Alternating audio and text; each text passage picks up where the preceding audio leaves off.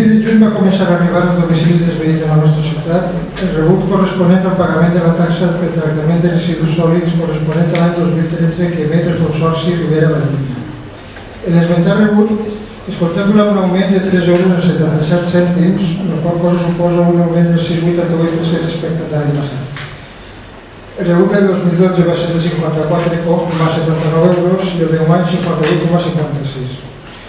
Com va començar a funcionar el sistema de recollida de residus que tenim ara, encarqueixant les previsions eren que amb el temps les despeses pel tractament d'aquests residus baixarien perquè la quantitat de residus aportats per a la nostra ciutat a la planta de residus, a la redundància, també baixaria. Per tant, la previsió era que l'esmentada taxa baixaria. Lluny de baixar, la taxa ha pujat. Tornem a dir un 6,88%. Des del principi de juny li hem demanat i se'ns ha facilitat documentació sobre les quantitats de residus aportats per a la nostra ciutat a la planta de Guadassuar. En aquesta documentació es constata que les quantitats aportades cada any són menors. Se'ns ha informat que es tractaria d'esbrinar per què ha pujat la taxa sense que a hores d'ara tinguem encara resposta. És per aquest motiu que li preguntem quins són els motius pels quals, en lloc de baixar, l'esmentada taxa ha anat augmentant any rere any.